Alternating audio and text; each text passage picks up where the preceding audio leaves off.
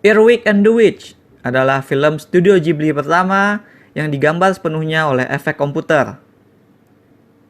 Sutradara Goro Miyazaki bereksperimen dengan komputer untuk menyulap animasinya menjadi semakin hidup. Dan bicara tentang sulap, film ini sendiri memang bertemakan tentang sihir dan juga tentang musik. Dan karena musik itu adalah magic bagi banyak orang, maka dengan begitu kita bisa bilang bahwa ada 3 hal ajaib yang bekerja membentuk film ini. Pertama, keajaiban musik, kedua, keajaiban komputer, dan ketiga, keajaiban sihir atau fantasi itu sendiri. Tetapi, kenapa saat ditonton film ini tuh rasanya jauh sekali dari keajaiban film-film studio Ghibli yang biasa.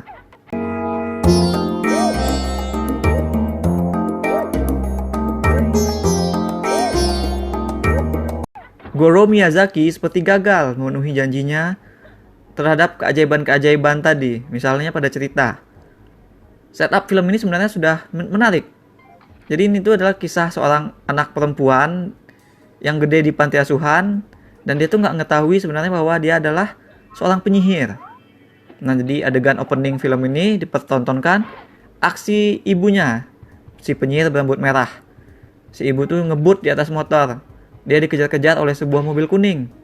Nah, si ibu tuh lantas menyihir sehelai rambut merahnya menjadi cacing yang kemudian dilemparkan olehnya ke kap mobil tersebut.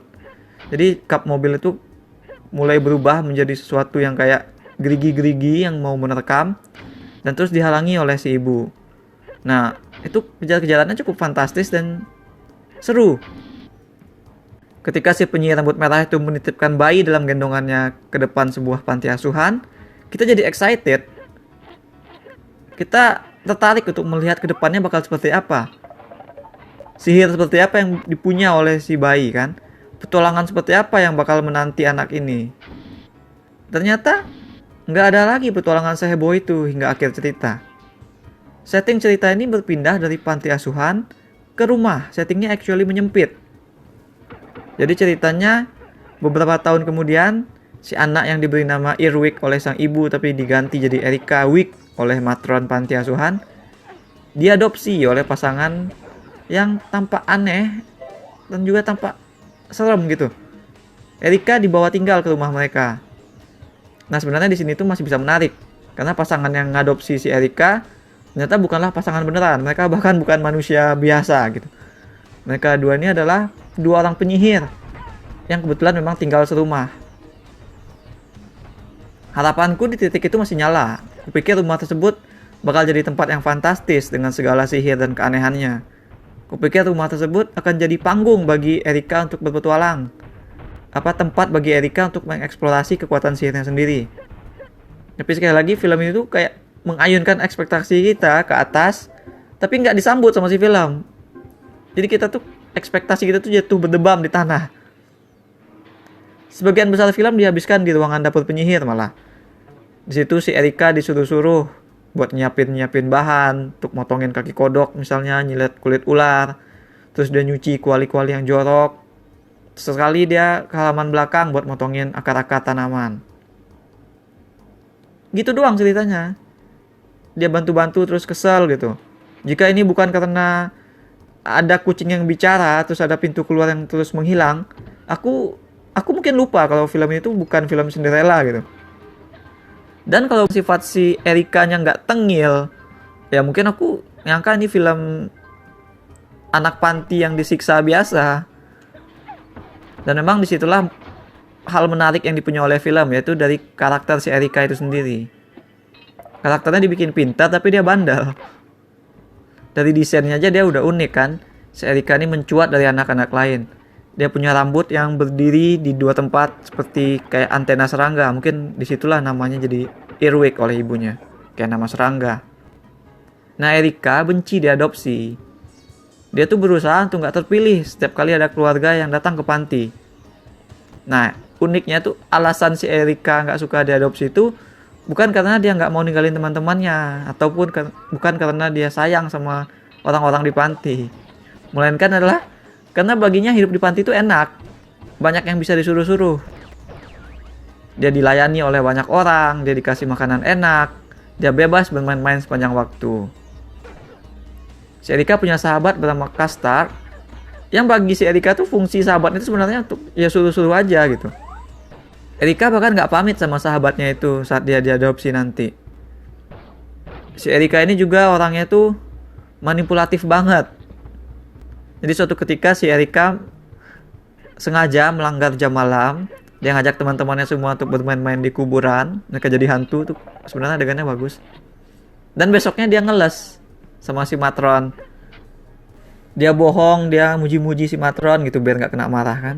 Dan akhirnya memang berhasil. Dia jadi makin disayang oleh si Matron Panti. Karakter Erika penuh oleh flaw, penuh oleh celah. Dan itu yang membuatnya menarik. Dia cerdik, dia berani, dia mandiri. Tapi yang menggunakan semuanya itu untuk memastikan dirinya mendapat pelayanan dari orang gitu. Unik banget, karakternya bengkok banget, aku suka. Tapi keunikannya itu tuh dibarengi oleh plot yang aneh. Serius, aneh banget. Bahkan untuk standar Jepang yang memang suka aneh-aneh, plot film ini tuh aneh. Jadi gini, dengan motivasinya untuk dilayani orang-orang, maka ketika si Erika ini ternyata malah disuruh jadi asisten oleh si penyihir galak, alias dia disuruh jadi babu, nyiapin ramuan, beres-beresin rumah. Si Erika jadi dapat tantangan. This is the whole story. Motivasi, pingin dilayani. Obstacle, dia malah dijadiin babu. Actions, Erika belajar sihir sendiri. Dia belajar bikin ramuan sendiri, belajar voodoo sendiri. Ya, dibantulah sama kucing hitam milik si penyihir. Si Erika juga kemudian menggunakan keahliannya memanipulasi. Dia membuat si penyihir galak itu bertengkar dengan si penyihir cowok yang jangkung dan misterius. The goal, ya supaya dia dapat pelayanan maksimal dari kedua orang tua asuhnya itu. The learning atau pengembangan karakter si Erika nggak ada. Dari bagaimana cerita terbangun, sepertinya bakal ada pembelajaran yang bakal didapat oleh Erika sehubungan dengan sikapnya yang pengen dilayani itu. Tapi cerita nggak pernah sampai ke pembahasan itu gitu. Karena resolusi cerita juga nothing. Gak ada, suddenly fokus pindah. Jadi ketiga karakter ini tuh bersatu karena nanti mereka tuh mendengar musik dari kaset. Musik dari sebuah grup band bernama Earwig. Grup band yang 2 dari 3 personelnya familiar bagi Erika. Nah, kemudian kita lantas melihat flashback yang menarik tentang hubungan sebenarnya antara ketiga personel. Dan film pun usai. Erika sama sekali nggak tahu atau dia malah nggak peduli sama siapa dirinya sebenarnya. Dia hanya peduli sama vokalis band yang ia suka itu yang rambutnya merah. Terus kemudian masalah di antara para penyihir dewasa di opening tadi juga kita ya dibiarkan menduga-duga aja gitu. Nggak ada pembahasan lagi. Film berakhir dengan abrupt sekali. Berhenti tepat ketika apa yang tampak seperti plot point berikutnya datang. Jadi seolah, wah ini ceritanya bakal beralih ke bagian ini, tapi ternyata habis, filmnya tamat. Earwig and the Witch ini actually adalah salah satu film terpendek dari studio Ghibli. Durasinya cuma 1 jam 22 menit. Dan sekarang aku kayaknya baru menyadari bahwa satu-satunya keajaiban dari film ini adalah membuat durasi sependek itu menjadi terasa lama. Karena film ini tuh tengahnya diisi oleh plot point yang repetitif dan dipajang-panjangin. Si Erika disuruh-suruh melulu gitu doang. Tapi ketika sampai di bagian akhir yang menarik, film malah udahan. Aku nggak tahu apakah cerita aslinya seperti ini. Film ini kan diadaptasi dari cerita anak karangan Diana Wynne Jones.